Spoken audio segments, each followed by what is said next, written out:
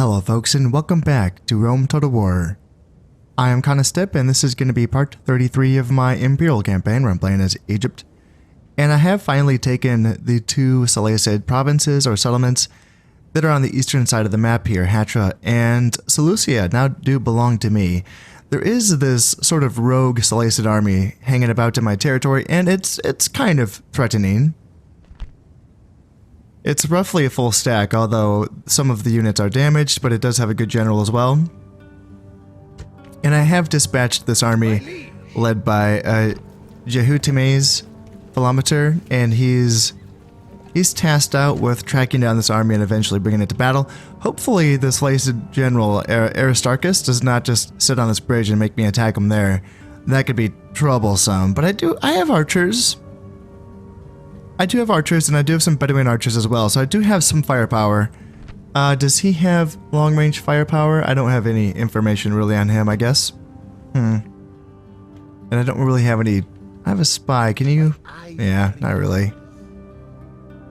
What about Seleucia? Do you have any spies? Did I bring any spies? No, I did not. Okay, well, no spies then.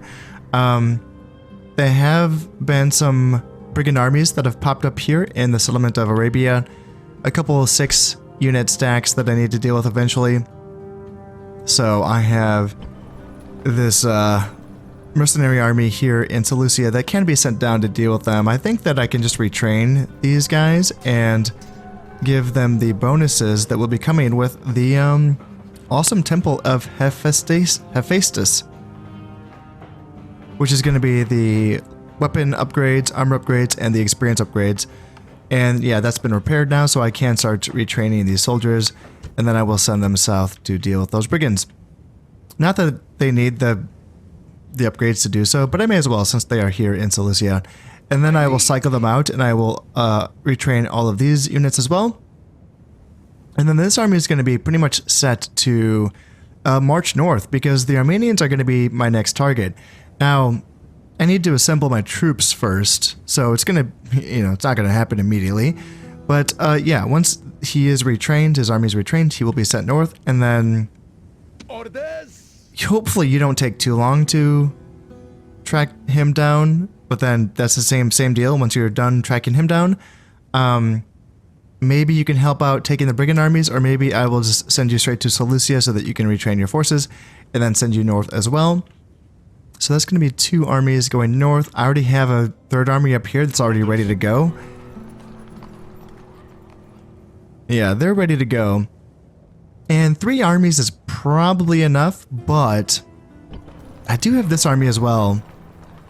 Now I do need to leave some forces behind here in Hatra, just because the Armenians can come down this mountain pass and then cross the river here at this little ford, and they can make it down into my territory. Also, the Greek province of, Cappadocia. So they could make their way through these valleys and then cross into my territory of Assyria over this bridge. So I do need to leave some forces here to keep an eye on things. I have this very banged up army that, I took way too many casualties taking Hatra, and I do still need to deal with this small Seleucid army here. Just light infantry and some light cavalry, so not going to be too much of an issue. And same thing in Hatra as in Seleucia, which is that I have a large temple of Hephaestus, and this is going to give me not the experience upgrades, because this is the awesome temple. Yeah, just awesome temple. This is just going to be the large temple. So no experience upgrades for this one, but still armor and weapons will be pretty nice. And once, I don't know if I want to keep those temples for now, sure, because of their usefulness. But I probably will switch that out eventually. I don't need these places to be serious troop producing facilities. Maybe for now, I mean, as long as I intend on going to war with the Armenians. So yeah, maybe for now it's fine. But yeah, I need to think about what exactly do I want to leave here in Hatra. Do I want a full stack? Is that going to be necessary? Maybe so, just because holding Antioch with the full stack and then Hatra with the full stack, just to make sure that my western borders are fine while I'm attacking Armenia. If I'm scrambling while I'm fighting on this front and I'm scrambling on this front, that's going to feel very bad. So I may as well, do things the right way and leave one stack here in Hatra. So yeah, I just want to talk a little bit about that decision though to let the AI control my reinforcement army. Now I know that a lot of you are probably hoping that the lesson that I learned from that was don't do that ever again, and well, that's not the lesson that I learned. Here's what I learned is that maybe there's a better way to do that. Maybe there's a better way to use the reinforcements as they're being controlled by the AI. And just as a reminder, I'm doing it. I don't think that there's a meta to it. I'm not going to argue that it's the smartest thing to do. I get it. It's dangerous. It's really risky to risk your troops to let them be controlled by the AI. It's kind of like playing those escort missions in like video games. I don't know if they still have them in video games these days. But I remember playing like escort missions in Resident Evil 4 where you have to like, escort like a really stupid NPC, and it's just like, oh my god, please don't die, please don't die, please don't die. And you're just like really stressful, and it kind of sucks. In some ways it kind of feels like that, but I think there are things that I learned in that last battle that should have been obvious. You can say that I maybe should have just known these things, but unfortunately I'm not the brightest con. Sometimes I actually have to make mistakes before I learn. So what I was what stood out to me as I was editing the last episode was that knowing that the reinforcement army is going to be like going for essentially the first breach that's made, I think is how that worked. They really did go for that one breach that was on the like eastern side of the settlement, I think. And that breach happened to be defended by a pretty powerful unit of phalanx. And I didn't make a second breach. Now, for me, that wouldn't be that much of an issue. I bring ranged units in my like elements. In each element, I don't have like an element of my army that doesn't have ranged and cav and infantry. I do sort of these like squads on certain areas, and I typically like go heavy on the front and then go a little bit weaker on the flanks. But the AI reinforcements don't think that way. They don't think like, let's just blast them with our ranged units. No, they just like really go yellow and just kind of just go all in. But knowing that the answer, like the simple answer is well, there's one of two things. So maybe it's not the most simple answer, but there is a couple options here, right? One is that things looked a bit better on, I think it was the western side, which is a bit softer. I can't remember exactly what was defending it. Was it skirmishers or eastern infantry? Something that was kind of soft. And that would have been a better target to, if the AI was going to go charging on through, that would have been an easier side to charge on through. So one option is make sure that the first breach is on a soft side so that the AI is going to be okay. The other option is simply create two breaches, right? And I had the Rams to do so. I create multiple breaches on the side that I go all in on, the front. So I may as well have done that for my ally, my reinforcements. And so I failed them in that regard for sure. I would hope that they would recognize the two breaches and they wouldn't just pile in on the phalanx. If I do a battle like this again and then reinforcements do not recognize the like secondary breach right next door to the gate, for instance, and then they all, kill themselves again like they just did in this last battle, that would be very discouraging. I would be really dismayed if I saw that happen again. I would really hope that if I just created two breaches, one right next to the other, that they would go in through both sides and then they would, surround and defeat that phalanx unit. I would hope, but again, maybe I'm wrong. I don't know. However, even if they went all in on that one gate and if they didn't use the second opening, at least that would give me another opening, another way in, so that, because I had troops on that side as well, but since I couldn't support in any other way other than also just going through that same breach, hoping that maybe with my numbers, maybe we could break that phalanx unit, which did not end up working. But yeah, I could have just used a second breach as well. Like if the AI reinforcements are going to use that second breach, then at least I could have done that and I could have broken that phalanx. So definitely some learning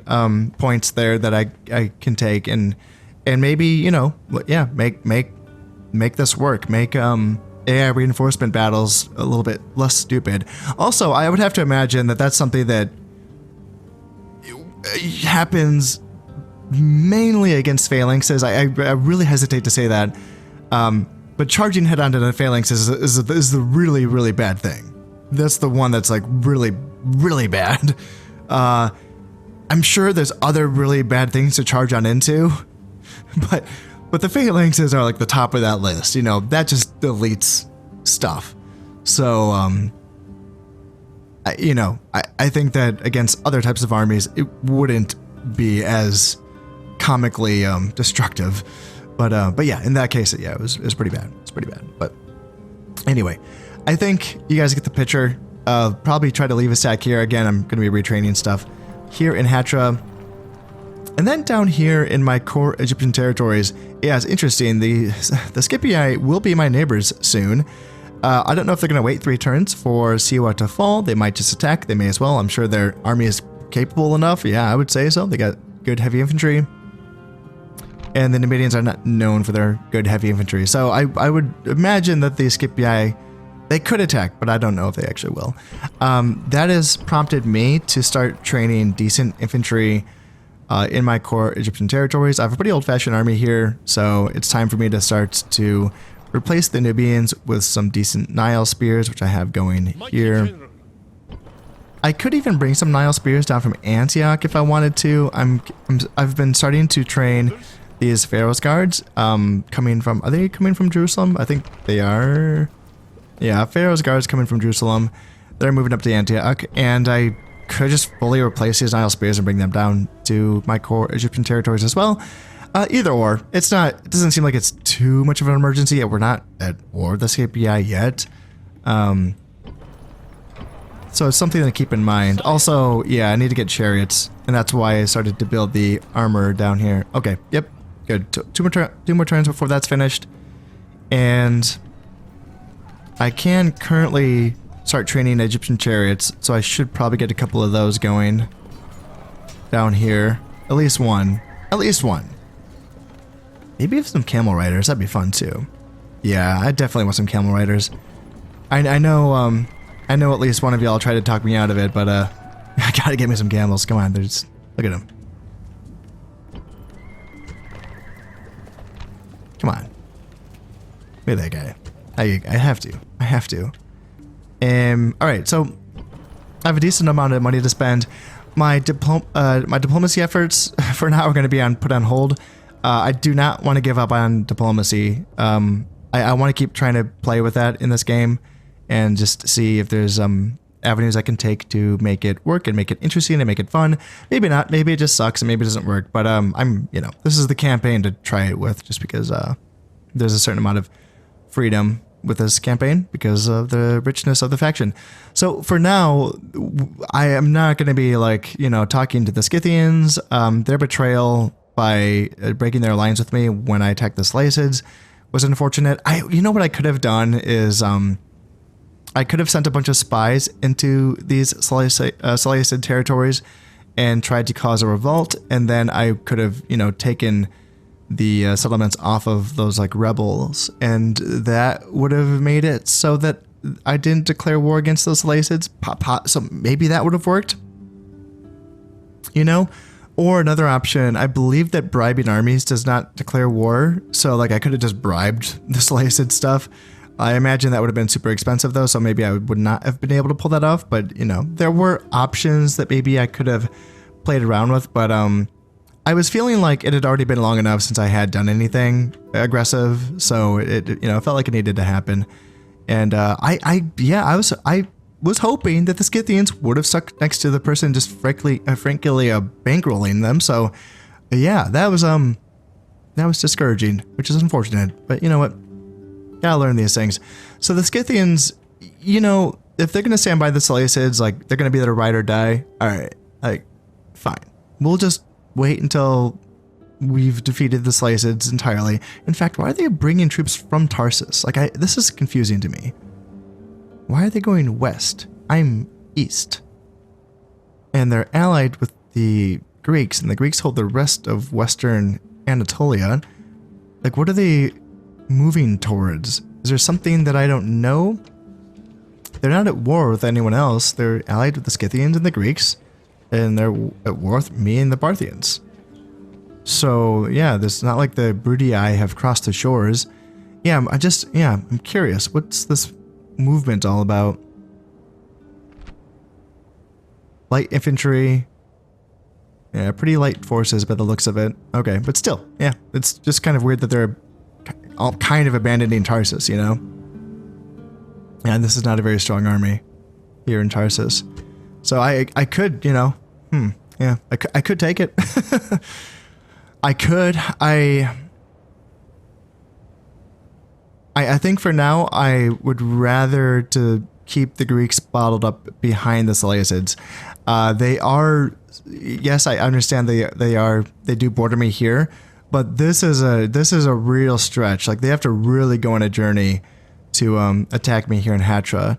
And now maybe if they do have a military alliance, they wouldn't be afraid to go through Seleucid territory and attack me here in Antioch. So that's an option for them. Either or though, like it's a bit of a reach, I think. But if I were to take Tarsus, for instance, then yeah, then they would just be throwing forces at me, which again may not be the worst thing. I could, you know, bottle them up here in these valleys here and then here. So maybe it's not the worst thing, but I feel like I only want to be aggressive on one front at a time, and the next front that I intend to be aggressive on is here against the Armenians. So I'm going to be getting going with that, you know, as soon as I can. As soon as I can get probably... Orders? What is it going to be? One, two... My liege. So those two armies, once they're ready to go, and then probably even a... Oh yeah, third one up here. 3 is probably fine. 3 armies is probably good enough. You know, like this army probably can just stay here and defend Hatra. If I were to guess. For now though, let's see if I can kill these Seleucids hanging out here. Attack! Can we get him? Yep, yeah, he cannot get away.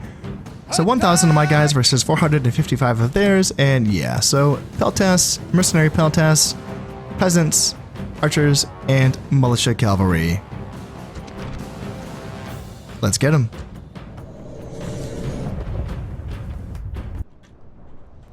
Here we are all set up, and this sure is some mountainous terrain. Look at this. Yeah, luckily the battlefield itself looks relatively flat. They might have a little bit of a slope in their advantage. But, I mean, they do have mostly light infantry, and I have a fair bit of cavalry, and of course my chariots as well. Although I have to say my infantry is pretty damaged. Yeah, I kind of didn't really pay attention to that as I was getting into this battle. Yeah, these guys are pretty banged up, especially look at these spear units. That spear unit has 13 men, 17 men, slingers 52, and 33. Yeah, these are some banged up units. But they should get the job done against these Seleucids. It really is pretty cool looking at this map sometimes. Like, that must be Hatra, isn't it? Is that Hatra down there? I feel like I see some squares over there on that hill. I'm not sure what those squares represent. Are those... I mean, if I see like those outlines, those are kind of like outlines of just forests. So I don't know if that's like farming maybe. That might just be farming, but yeah. It's pretty cool, you know. I do give the the maps in Rome like kind of a hard time just for being boring from a strategical point of view, or a tactical point of view, should I say? But yeah, definitely the connection between the strategy map and the battle maps is really cool. The enemy is trying to duck behind this little hill here and get as far away from me as possible, but yeah, I don't know if that's gonna really work out for them. They might be trying to break out now. So let's bring back my cav on this side. Ooh, they're gonna coming in. But if they want to come into range of my archers, yes, get some shots in there. And chariot archers are not in range of anything. But I mean, if my Pharaoh's bows can just keep picking these guys off. Alright, let's go ahead and move up a little bit. And yeah, Cav, you can keep moving up here. Inch your way up, and Chariots, go ahead and inch your way up as well. I don't think there's anything really too threatening in this army. I can shoot them to pieces, or if they want to charge me, I can take them apart with my Cav and my Chariot and my, well, my pikes. Hopefully they don't get to my pikes. But I do have my desert axes that can also assist the front line as well. By shooting at their peasants that may have drawn them out, those poor peasants are taking so many casualties. I don't really want to waste arrows on them, but they don't seem too keen on attacking me. I mean, I may as well shoot them. I'm in range, and yeah, they're thinking about charging out, but they just know that that's not a good idea. Mercenary Peltas are going to be trying to make a break for it, so let's just send my Nubian Cav right in, and we can crush them here. They're being followed up by some peasants and some Peltas, so we can just keep on going through. Smush, smush, smush. And they want to bring their militia Cav in. I suppose we could even just hit them as well. I have to imagine the Nubians should do okay here if we can get a charge off. And yeah, we got a good hit on them, and let's keep pursuing, men. There we go. So they've been wiped out. Is there any more? Wait, where'd the rest of them go? Was that it? Alright, let's go ahead and take out these archers, and then Chariots can come down here, and they can get those guys. Those Peltas are just being picked off by my Egyptian Chariots. And yeah, you guys can come in for the final blow here. You guys can come down and get those archers. And that's going to be it for the battle. So we did lose 5 men. Did we just heal back those casualties? So we lost 5 men after the healing? Okay. Well, this army can just go back to Hatra and then get retrained. So it shouldn't be too much of a deal. Let's go back to Hatra now, and yeah, it's time to retrain. That building's fine, right? Yeah. Yep, the building's fine. It's not damaged at all, so let's just retrain everyone. Yeah, I think we can retrain the entire army. It's yeah, the chariot archers, the Egyptian chariots, like everything can be trained here, which is awesome. Not the Pharaoh's bows. They're not that damaged though. The Pharaoh's bowmen are not that damaged, so I don't need to send them back to get retrained in Antioch. I could just send them on their way to attack the Armenians, I think is what I'm probably going to be doing. I have given it some thought on how I want to defend bridges going forward, because here I am, maybe like a third of the way through, like, you know, two campaigns so far in this game, and in some ways I do really like the way that I have been using the fortresses. They are able to block up the enemy with a minimal use of resources. They are able to keep my settlements free of being under siege so that they can continue to build buildings, train units, make an income, all that good stuff. So yeah, in a lot of ways I do like it, but there's one thing I'm not quite sure of, and that is the way that I've been using forts to defend bridges. It's a little bit weird. The thing is that when I want to relieve a fort that is being sieged, then that ends up being into a river battle in which I am the attacker, which is an awful thing to put yourself into. You would want to avoid being the attacker on river battles. Sometimes you have to do it, but to put yourself in a position where you have to relieve like a unit and to attack over a bridge to do so is a really crappy feeling. It's something that I sort of, like, it took me too long to come to this realization when I was playing Shogun, but I had the similar kind of thing happen in Shogun where I have these satellite provinces that I just have a castle and then one unit defending it, and that way I can focus my military resources on my main avenue of attack, and then I can just sort of defend a larger portion of the map with maybe just one army sat behind my satellite provinces. The problem is that when one of those satellite provinces was a river province, and when the enemy would take that river province and I would retreat back to my fort with my one unit that's holding that province, then by retaking that province, I have to fight a freaking river battle, which in Shogun is really bad. I mean, that's the worst thing about that game, and you have to fight so many river battles already in that game. It's really awful. And so by putting yourself in a position where you have to fight more of them, it's not that I couldn't, I had a pretty sound way of winning those battles, so they weren't that awful from the cost of troops being killed, but they suck. They suck to play, and it's so eventually after this took me way too long to figure this out, but what I eventually decided was, hey, defend my freaking river provinces with more than just one unit. Like, actually, look, I don't need a full stack in it, but a half a stack is usually enough to deter all but the most determined enemy. So put a stack in there and just defend the river. A few spears, a few archers can usually do okay against most enemies. So that's kind of where I'm coming to here in Rome, where in some ways this is incredibly economical for me. Having a unit of Nubians, I don't need this guy here anymore, but having these forts just block up an enemy advance for a couple of turns. There's sort of like these advanced, stations that allow me to react and, move my forces around and control the movements of the enemy. They're so economically efficient. They're wonderful, wonderful things to have.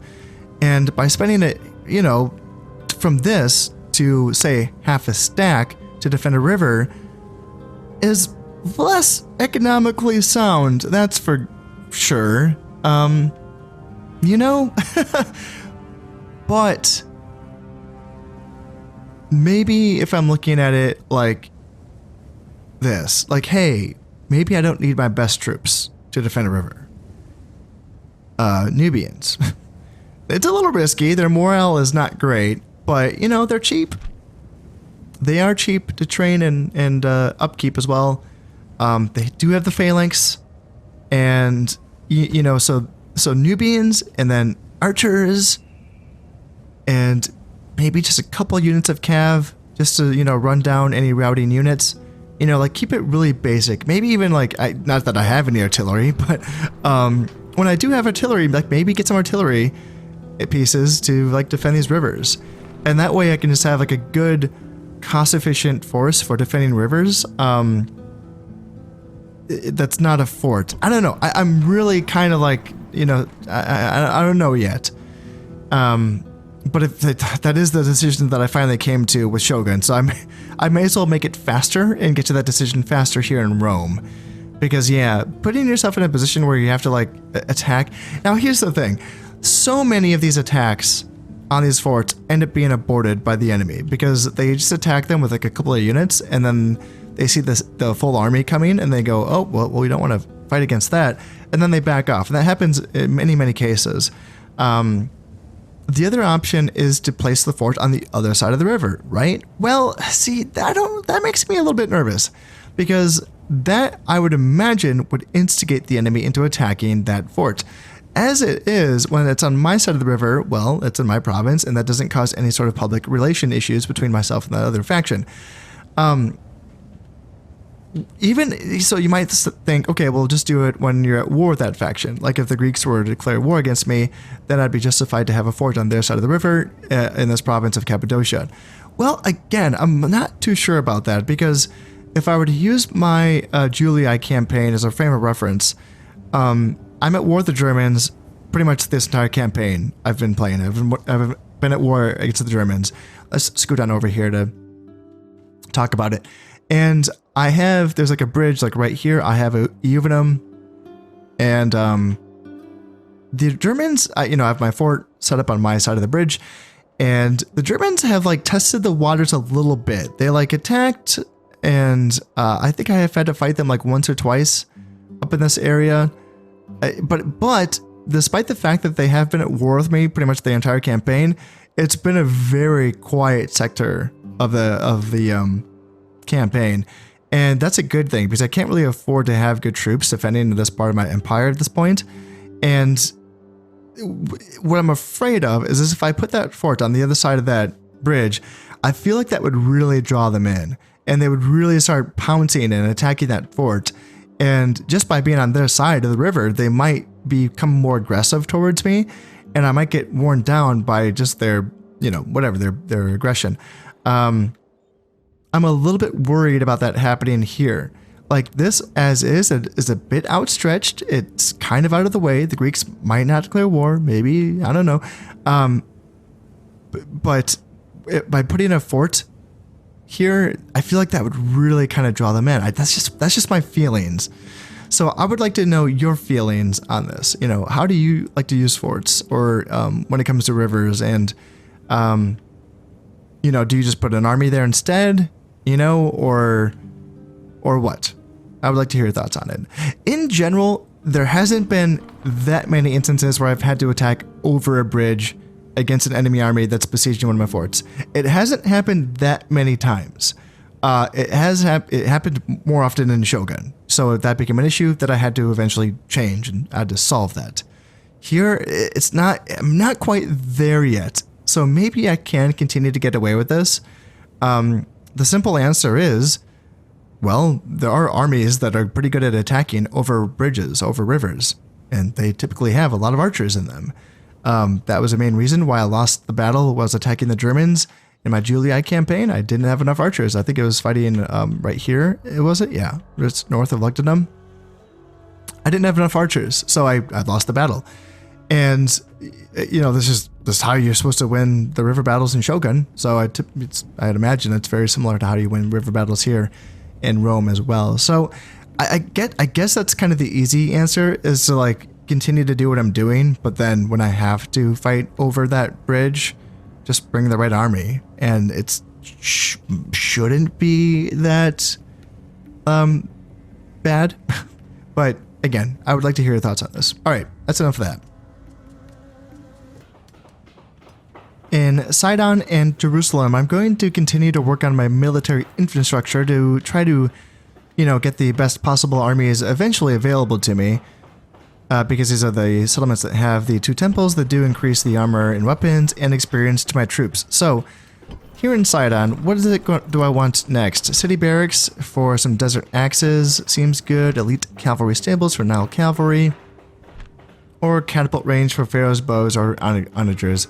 I mean, I'm going to be getting all of them eventually, so yeah, I may as well do city barracks to catch up to Jerusalem, because they have, I think, the final tier of barracks here in Jerusalem. Yes, they do. So Jerusalem, what do I want to do here then? Stables, just the tier 1 maybe? Or I could go catapult range and I could get Pharaoh's bowmen down here and onagers in Jerusalem. That also feels good. Yeah, getting that out of the way. Why not? Petra, do you want anything? Secret police eventually, but there's still no corruption here, is there? So it's not really necessary. It's not super vital. And how is the farming? The base farming is 2%. So maybe I do want to do communal farming at some point, but again, it's not, I would say, super vital. But I do want to increase farming in some places now that I do have that farming bonus from the Hanging Gardens of Babylon. I think that in some places it would be okay. Like maybe in Memphis? I'm losing population here, so maybe like getting another farming upgrade wouldn't be the worst thing, Like I was always told to avoid it, avoid the farming upgrades because population is going to be running rampant. But like Memphis, I don't know, it's losing 0.5% per turn. So maybe this would be an okay place to get some more farming upgrades. The base is already, the base is 5%, which seems it's probably pretty good, I think. But yeah, that's an idea. I'll think about it. Let's see, Damascus, do you want anything? Anything? Yeah, Grand Bazaar eventually. It's not gonna make me a lot of money, but eventually I will get you a Grand Bazaar. I don't know if that's my priority right now. And then Antioch, I can get something for you. And since you will be getting the large city, or the large temple city of Imhotep eventually, which will be granting experience to troops, maybe it's not the worst thing to get. Like, it already is basically a troop producing facility, basically. You know, I can get Pharaoh's Bowman here already, so maybe getting like elite cavalry stable. I don't know. Having so many troop producing facilities just on the Eastern Mediterranean doesn't feel. It feels like a little crowded, you know. What's the base farming here? 4.5%. So again, the communal farming doesn't seem too vital, and again, no corruption, so the secret place isn't super necessary. How about an academy? I haven't gotten an academy in a while. Yeah, getting more academies. I know this is my faction leader, so... And he's getting pretty old, so he's not necessarily going to be needing that academy, but eventually someone will be hanging out in Antioch once he's gone, so... Getting an academy there is not the worst idea. And then, what else? Demantha, you probably want something. Yeah, some roads, some paved roads, yes. How much money is that going to be giving me? Alright, not too, like 80, yeah, 80 denarii, and increased movement range is also going to be good, especially if I'm going to be, you know, hunting out brigands in this territory, so yeah, I'll take it.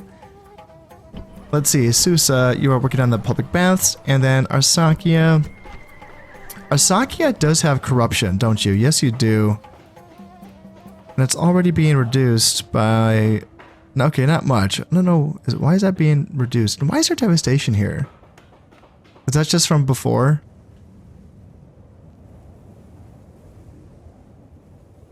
Yeah, I don't see any brigands, and I don't even see any devastation. So I wonder what exactly that is all about. So public baths is an idea, bazaar is an idea, but I think the execution square, honestly, like it gives me that 15% or 10% bonus to the law.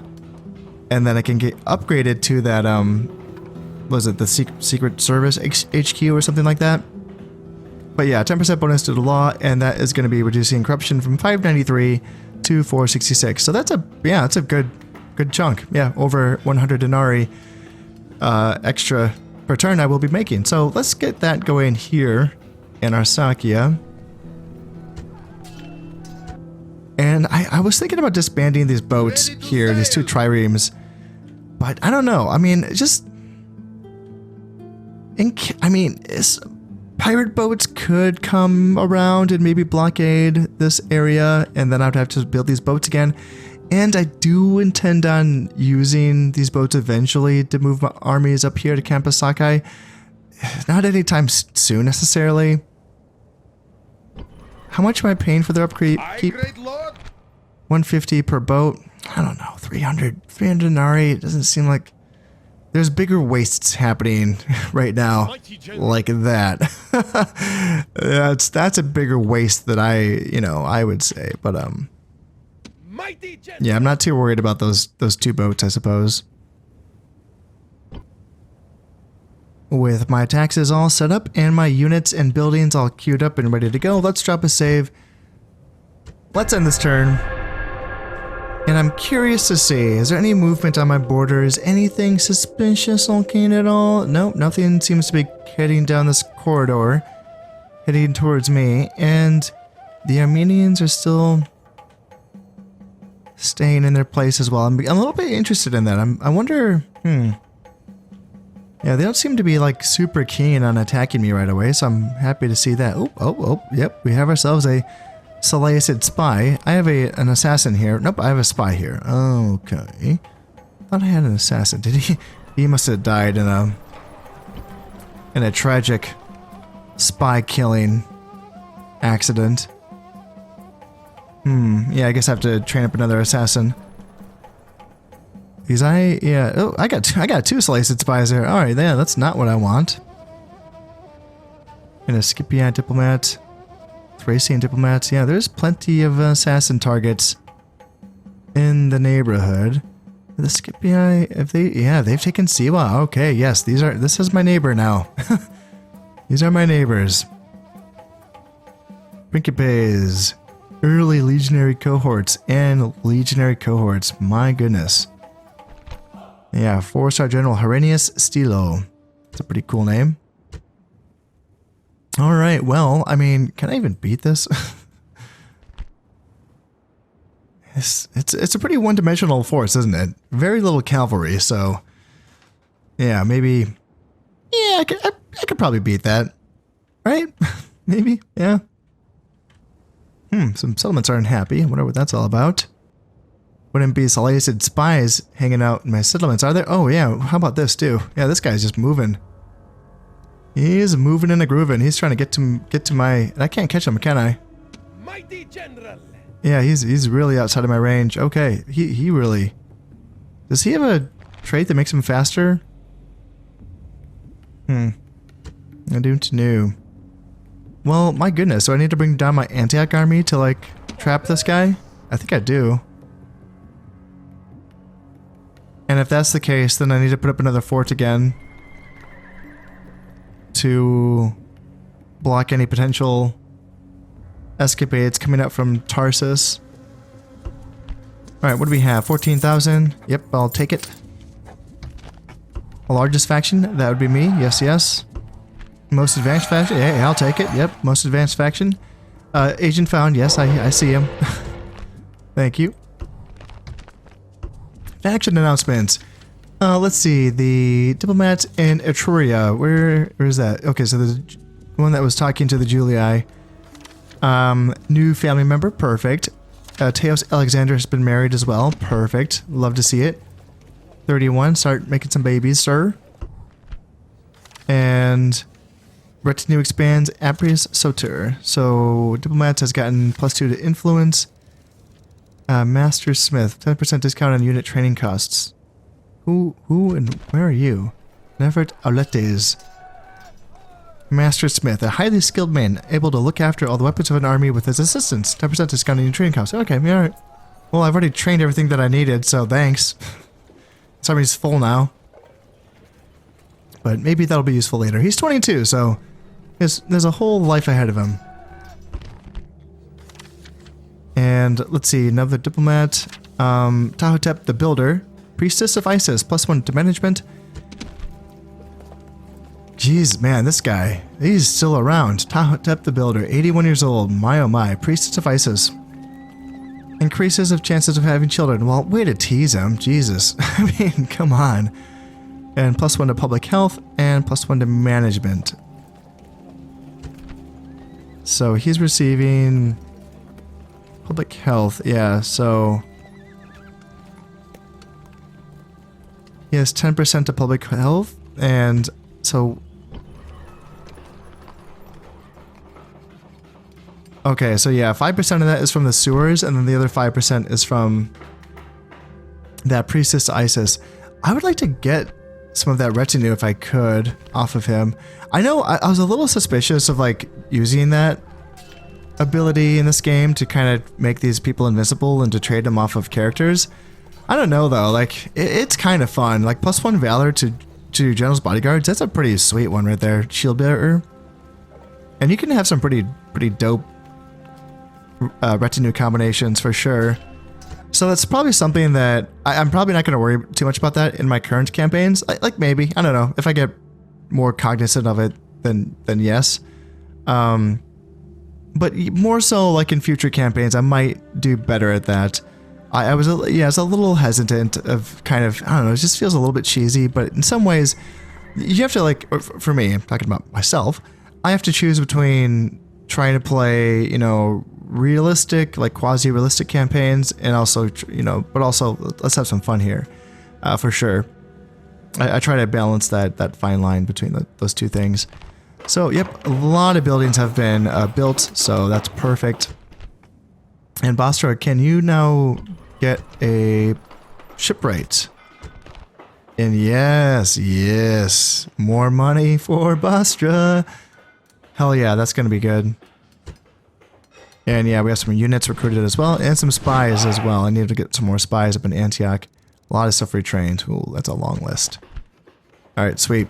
And before I forget, there's something that I wanted to mention. So there's a small YouTube channel, it goes by Pericles. who has been covering some Rome Remastered content that I've been watching, and he's on his second campaign right now playing as Pontius. He's someone who's way more knowledgeable in the game than I am. Now, he plays a lot faster. You know, he does play sort of the more common blitzy style that you see in a lot of YouTube channels, but he's very knowledgeable, and something that I really like about his channel is he's doing a video series on a full rundown of all of the temples for each faction. So he'll do a video for each faction covering all the temples, and he does the full rundown. He's not just talking about the temples, he's talking about all of the retinue and all of the traits that you can get from each temple and each level of temple. It's very interesting. I got like halfway through the video on the Egyptian temples before I had to start recording this. And yeah, it's so cool. It's so interesting to get all of that kind of distilled down, because as you have seen in this campaign, you know, I can really struggle sometimes to kind of figure out like, why would I ever build certain temples? Just to try to, you know, I'm sure you guys are tired of seeing this, but let's look at this again. Let's look at, that's not the right thing. Let's look at this again. Yes. So here we are again, looking at temples. Isis, for instance, like Isis is a weird one, right? There's so many things about it that, like, you know, this, for instance, gives you, it looks like you're only getting 5% public order bonus to happiness. You're really getting 10%, because population growth gives you an additional, like 0.5 gives you 5% happy, like public order bonus, basically. But if you compare that to Emotep, for instance, like this is giving you, I think, is this giving you like 15%? I don't know. I remember thinking like Emotep gives you like more happiness, conversely. What was I looking at? Anyway, so like one of the things that I was learning when I was watching his video, Isis, for instance, is like the fertility line of temples. And to my knowledge, the only other temple line of fertility in this game, which I didn't know was this rare, unless I'm wrong, but the only other fertility line is the series line of temples that's available to the Julii, which I happen to be playing right now. I guess that's why I didn't think it was going to be that rare. I thought that every faction has a fertility line, right? No, I guess not. I guess that that's a rare thing. And one of the things that the fertility line does do is that it grants, one of the traits that it grants makes, it gives the characters an increase to having children, and then they have a retinue. I think it might be the priestess of the temple for either faction that also grants increased fertility rate as well. And I mean, think about it. That's not just like characters that could be good characters, but it just, even bad characters have good heavy cav units that are valuable on the battlefield. So just like this weird temple here, like Isis, not the tier 1, but like you'd have to get the Temple of Isis to get the priestess, for instance. And I don't think it grants any other retinue after this or traits. I think it's just that like increased fertility from the Temple of Isis. Everything after that gets a little bit weird, you know? Like, why would you want a 2.5 population bonus at the huge city? That's such a weird one, you know? That feels like a debuff. And I don't know, maybe you are getting more tax revenue off of increased population, so maybe the developers meant it to be like a bonus in that sense, and maybe you are receiving enough happiness boosts to sort of counteract that any sort of negative, I don't know, negative public order stuff from Squalor. I don't know. I really don't know. But maybe that was the intention, was that, hey, huge city, more population, more money. Maybe. I don't know. I'm just kind of throwing that out there. Also, like this 2.5 population growth equals, I think, 25% public order. Again, because population growth, you know, does give you public order bonuses. So this isn't just a 45% public order bonus due to happiness and law. It's also a 70% public order bonus due to everything altogether. So that's, you know, it's good. Is that on the level of this? Yeah, it is. Yeah, this is 60-70 for temples. For this is going to be Osiris. again, the 1% population growth is a little bit weird, but yeah, anyway. But yeah, it's like for Osiris, for instance, that's like the happiness line of, or the fun, I think it's called fun line for the shrines. Again, it corresponds to Bacchus for the Julii, and it's a really like mix for what you're going to get for your generals. For instance, you can get some retinue, I think is like, there's going to be not the cook, it's something else, I think. The comedian gives +1 morale, right, for the troops, which is great. But then I think one of the traits is going to be the Joker trait, which is +2 morale, which is amazing. But then you can also get other sort of like bad ones, like the drinker traits, I think are kind of bad because you lose influence. And influence, of course, decreases the amount of men in the bodyguard units, so that decreases battlefield efficiency. So that's really hit or miss, I would say, when it comes to what you're getting with your characters. It can be very good, it can be very bad, you know. There's a gambling one, which reduces like trade income, which obviously is pretty bad.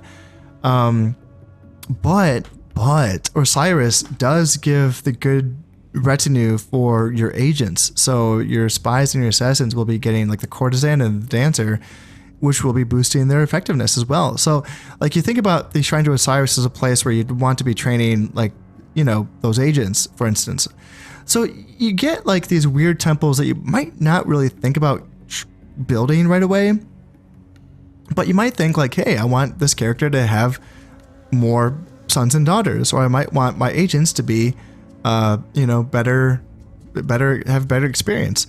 So that's all very interesting. Emotep, I think, is pretty obvious. Like Emotep, the experience gained is really good, and the increase of tradable goods makes trade-rich settlements even richer. You know, like this one's a pretty easy one to shoot for. Pretty self-explanatory, I would say. Template set. From what I've noticed so far is that it grants.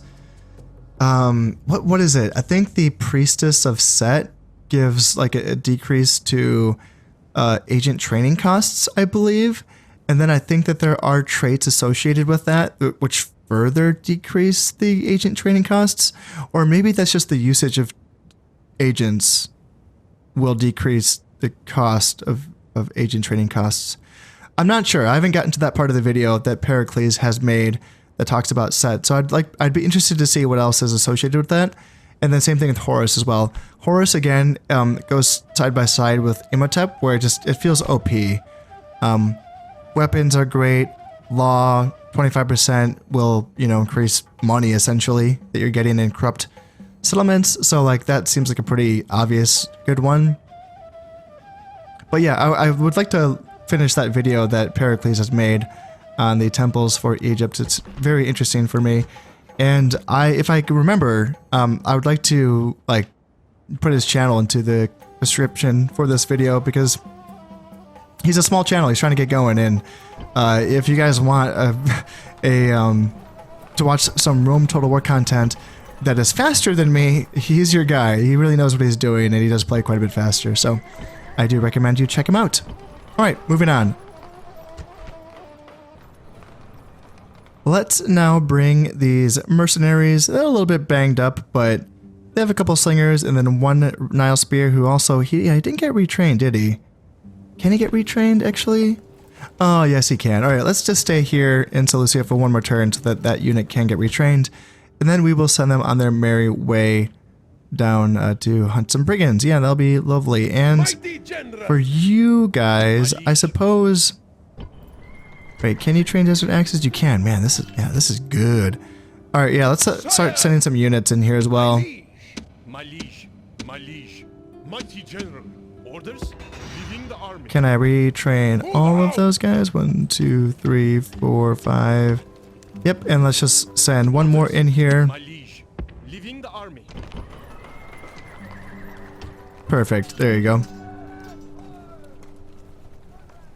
Alright, that looks good. Alright, next turn I will send this small force out to start hunting down some brigands. Yeah, that'll do. That'll do. Forward.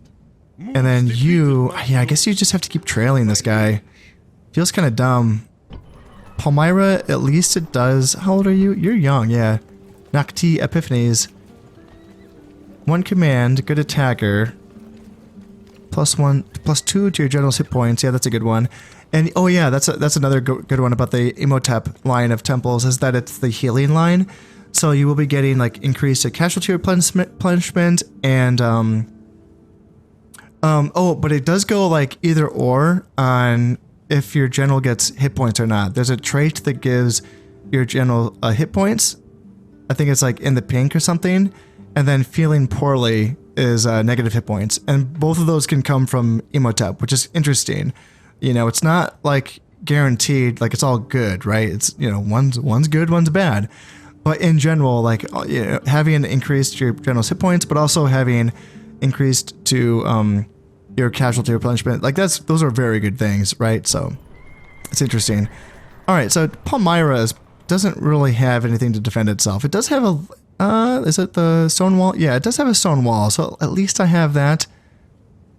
Sire. God, I don't need to bring guys down from here. Hatra? No. No, don't do that. That'd be dumb. Okay, I think what I should do then is bring this army from Antioch over to try to... Let's see here. Mighty general. Do I need to send him out? Tahotep the Builder, one more time. One more fight. I'm tempted, like... See, do I need to build another fortress here to blockade Tarsus? Damn, I don't really want to do that, but... I feel like I have to bring this army out of Antioch. Yeah, that seems like something that I have to do here. So you, the faction leader, Amos, needs to come here and he needs to build a fort. And then you, then come over here, abandon this fort, and then come in that fort. Then you, faction leader, go back and, I don't know, see that's gonna like take away the movement points of this army.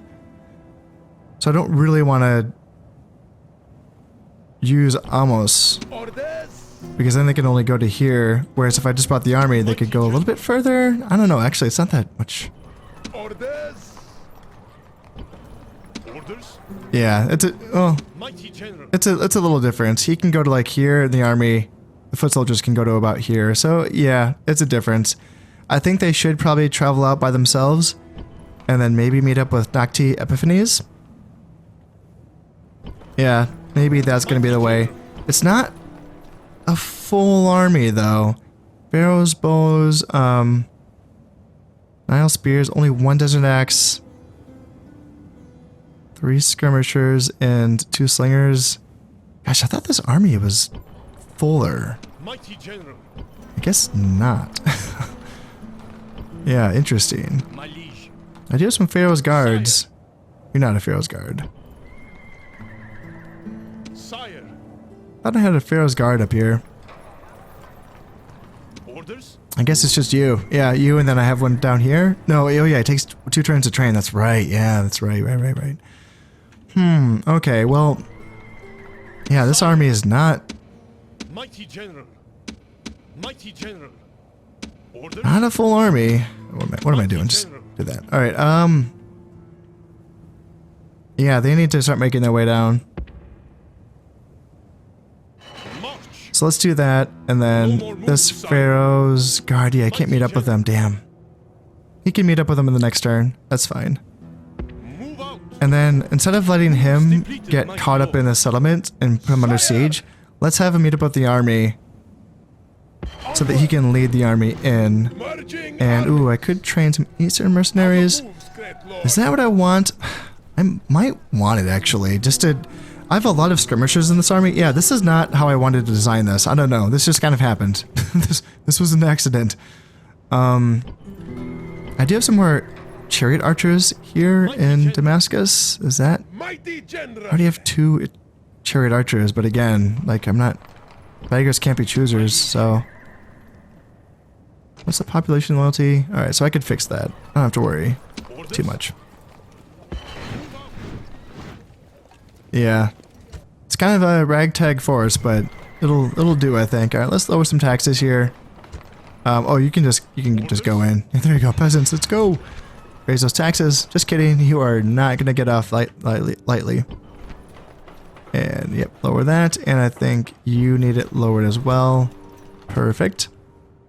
Okay, so we'll trap this way one way or another. Or we'll trap this guy one way or another. You can keep moving down. Forward. And yeah, we'll figure it out. Do I want to train another assassin? I kind of do. I kind of do. I want to get rid of these spies if I could. And I think, do I have my own spy? Yes, I do. Okay. Yeah, let's move him up. Let's move these guys up. I serve your will. I want to know as much about Anatolia as I can find out. I'm very curious. I'm very curious about where these sliced armies, like, where do they think they're going? My eyes are yours. What in the gosh darn are you guys doing? Is something threatening this settlement over here? Aye, great lord. Well, well, well, how about this? The Scythians are finally attacking the Dacians. Not only just the Dacians, but their freaking capital. Huh. That's guys, that's what I wanted you to do the whole time. Why? Okay, you can attack that settlement too, though. It's like kind of, in their neighborhood. Maybe it's a little farther away, but why not? But yeah, this guy, oh, so proud of you. I wish we were still allies, but you know what? We can get back to that eventually some other time. Yes. Guys, I'm rooting for you. I hope you can get it done. Yeah, I can't see the Dacian forces really. Alright. Alright, well, they have 5 turns until they have to surrender. I'm gonna keep an eye on that. Yeah, very interested. Very, very interested. I would love to see the Scythians branch out and be a threat, really. Oh, I could talk to the Britons as well. I will speak with them at once. Map information. Are you willing to give me anything? They would give 50 denarii. You know what? You know what? I will take your 50 denarii. The Thracians already paid me 60 just now. So, yeah, that's something, eh? Hey, and the Armenians are offering 140 denarii for map information. Alright, you know what? You know what? I'll take it. Why not? I am now ready to end another turn, although I am a little bit nervous about this Seleucid army. It could reach up to Damascus if it wanted to, actually. Okay.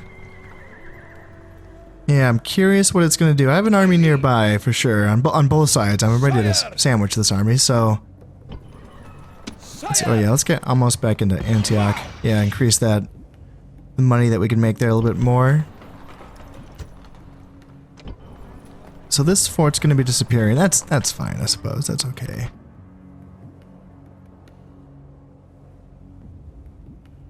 Yeah, I'm not too worried about that army in Antioch.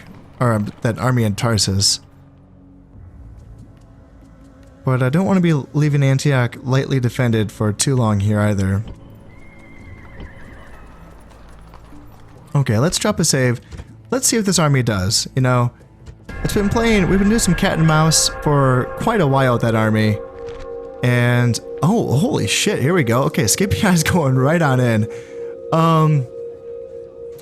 Interesting.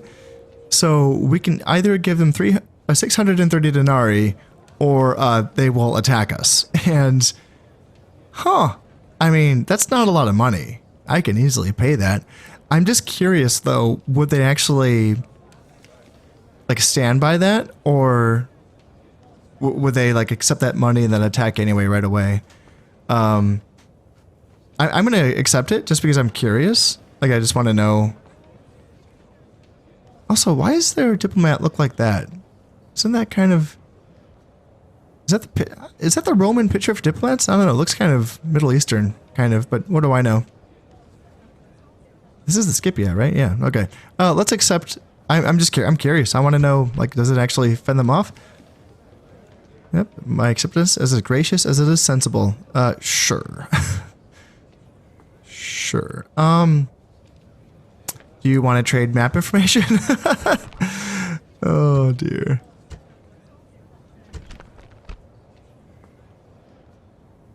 What? What?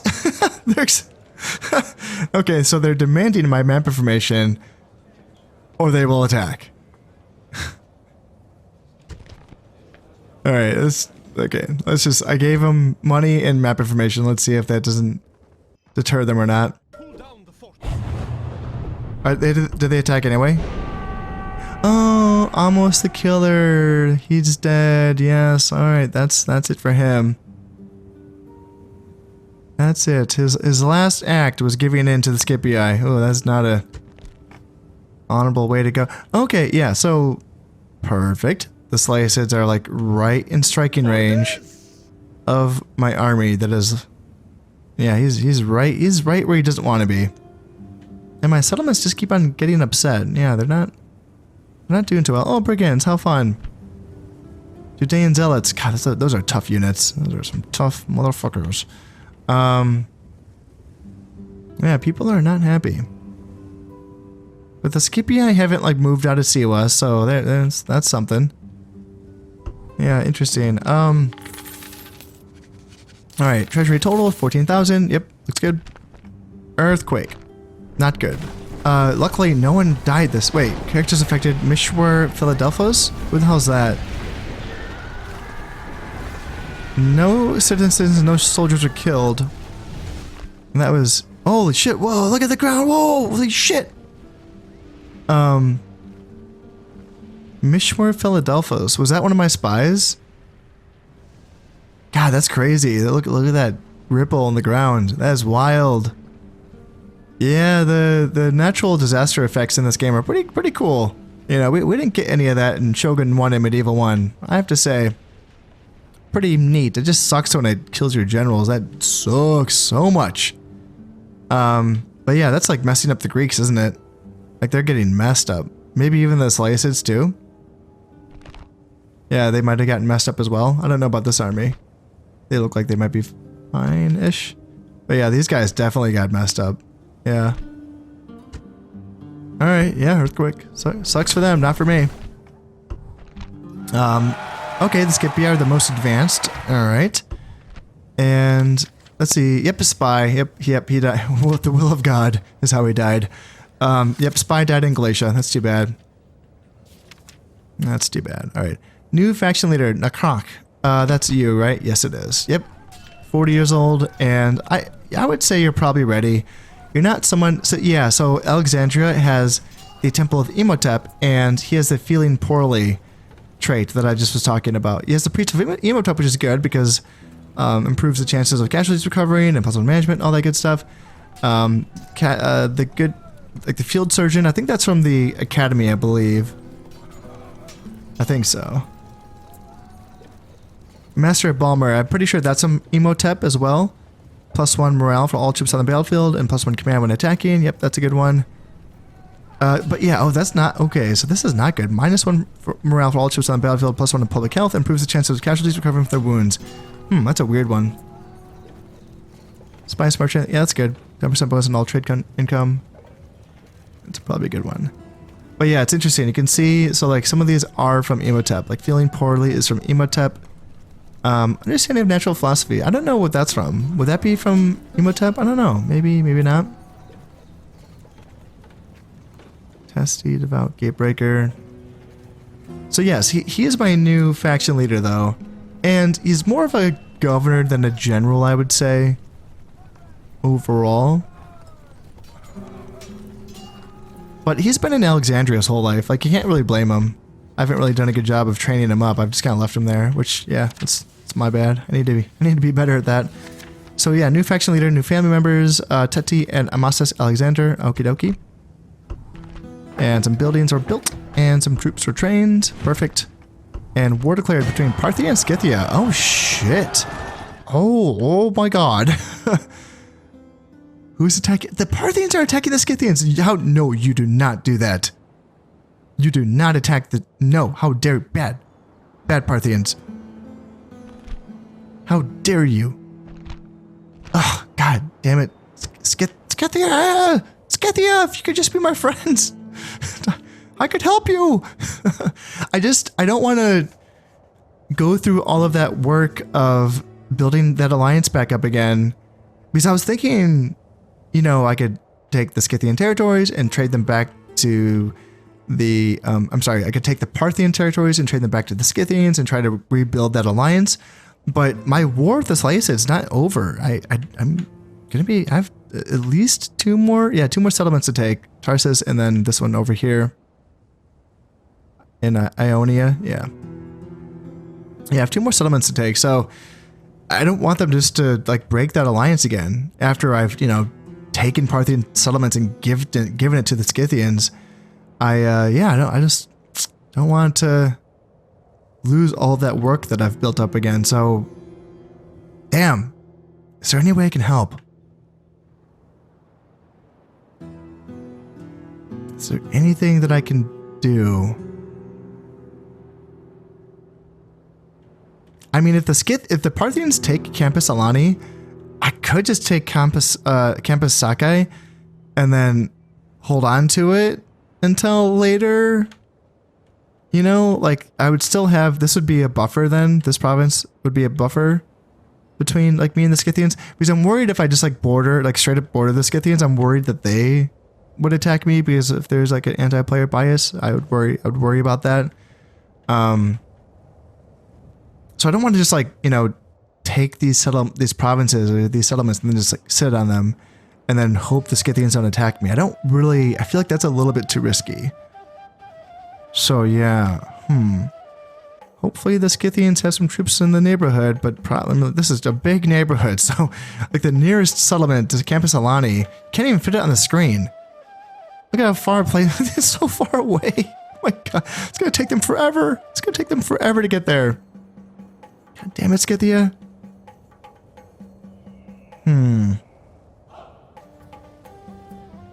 Yeah, that's interesting. Very interesting indeed. Okay, now these forces are ready to leave Seleucia and track down some brigands. Which one's closer? You would take 3 turns to get to, and you would take also 3 turns to get to. Okay.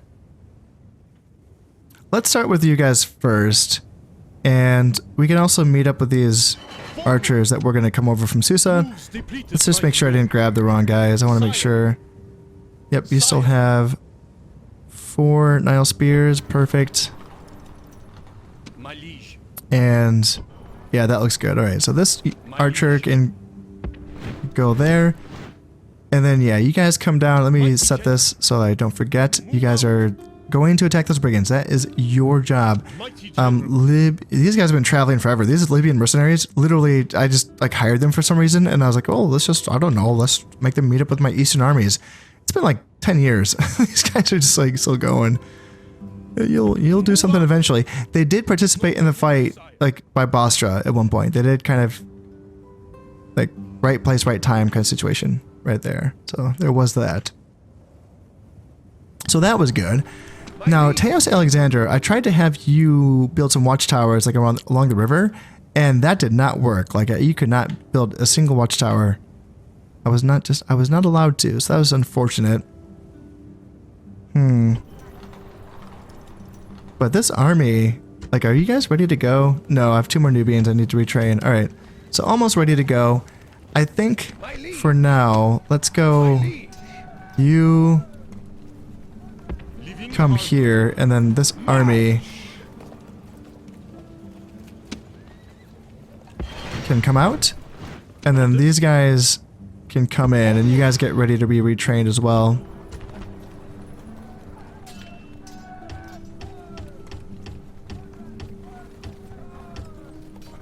And that's going to be the beginning of the force that just kind of guards the bridge, I think. Or I was going to leave you to guard the bridge, wasn't I? Yeah, I was considering that. Let's see. I mean, these guys... Let's see. You move on in. And then just to retrain them. So take another 2 turns to retrain that army fully, and then they can start moving on their way up as well. My liege. Forward! Out of moves, great lord. So it's not the biggest emergent. Yeah, it'll get there. Yeah, these guys unfortunately just got pulled. Like they're just chasing. I guess they can turn around soonish because we can fight this Mighty general. army now in this turn, and I imagine we're gonna win. Yeah, it's interesting that they just bypassed Palmyra and then just parked right next to this unit here, just this unit of Pharaoh's guards like that are by themselves. And yeah, didn't attack or anything. They were in range. They could have hit Damascus if they wanted to, so they just didn't. They chose not to. Yeah, very bizarre. But that battle is going to have to wait until later. So you know what? That is all going to wait until next time. As always, I hope you have enjoyed this one, and thank you very much for watching. This has been Concept playing Rome Total War. Thank you very much, and goodbye.